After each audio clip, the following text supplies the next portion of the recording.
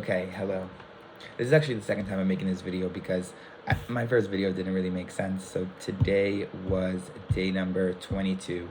So day number 21 was exciting, and then you get to day number 22 and you're kind of just like, okay, 22 is a weird number. So anyways, um, it's actually the afternoon, the evening, because I got home from flight school today.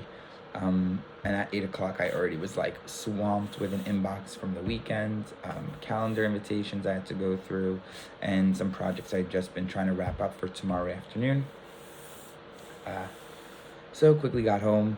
This morning was an amazing flight. I actually woke up at 3:55 to drive my aunt to the airport. She had a very early flight to Atlanta, so I was home from JFK at like 4:40. Knocked out like even 20 minutes of ground school. Kind of just reviewed what I had done yesterday, and showered, drove to the airport. Was there by 6 a.m. I met a really nice other student who came from Brazil to learn how to fly at the Academy of Aviation in Farmingdale, and we went out to the airplane and we took off. And today was going to be touch and go, so more landing. And lo and behold, I finally got it.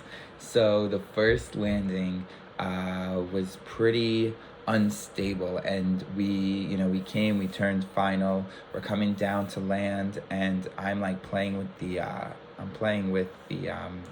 power settings. I know I'm high. I feel like I'm fast.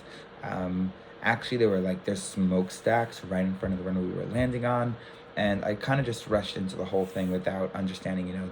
I didn't take in account for any situational awareness at the time.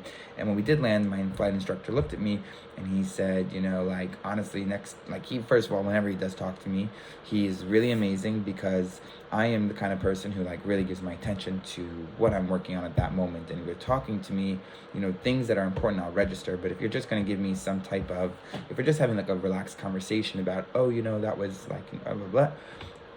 One thing he always does is the minute he is about to talk to me, tell me something, he will take the controls of the airplane just to allow me to spend my full attention on what he's about to say. And he kind of pretty much said to me, that was a very unstable approach, and you had the option to go around. You always have the option to go around, and you didn't even think about it. So it was a really good lesson that next time I do not feel comfortable on the approach, there's nothing wrong with going around, because we ended up doing that 9 other times. And in order to remedy that issue, one thing that I realized I was doing was I was rushing a little bit into the base of the leg of the touch and go of the flight pattern. So I quickly, I passed the threshold, I passed the runway, I started getting to landing configuration, I turned base, and then when we turned on final, like I said, I was high, I was fast, I didn't take into account any situational awareness. So instead, what I did going forward was I extended my downwind, thanks to a tip from my flight instructor, which was, extend your downwind as much as you need to make sure that when you are on final, meaning you're coming down and you're aiming towards the runway, you have enough time to make sure that you are at a steady attitude, meaning your pitch is okay, meaning your nose is not too steep, you're not too high, you don't have to make any major adjustments last minute. And then by landing 3, something clicked, and it wasn't that I lost the fear of hitting the ground, but I understood a little bit more of where I was and where the airplane was in relation and distance from the actual runway itself, just from my field of vision. So what that means is we were coming low and low and low, and I kept on saying to myself, oh, we're not there. Well, eventually we got there, and yes, we did. I think we hit the ground pretty hard.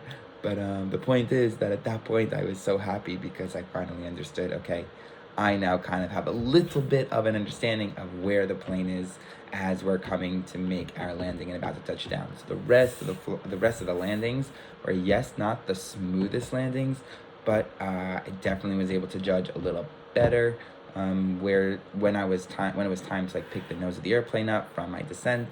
And when to pitch up a little bit more. And I felt very comfortable pitching up. I felt like I was pitching up enough. Just maybe now the timing and the actual sight picture of, the actual distance between your landing gear, your wheels, and the runway, that's going to take a few adjustments. And what I'm really trying to do is I'm really trying to listen to my instructor all the time, because I do not want to pick up a bad habit so that all my landings are like inevitably bumpy.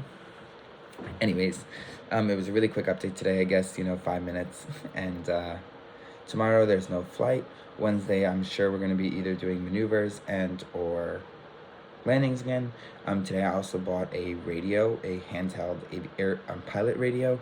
That was something that I didn't actually know going into flight school that I was going to need to spend already $200 on that. So FYI, that is an expense that I was not expecting.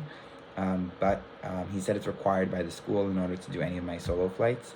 So I guess that means it's coming up. Okay, so with that, this is my update for day number 22 on November 15th, 2021. And I'm so excited to go to sleep soon. Okay, bye.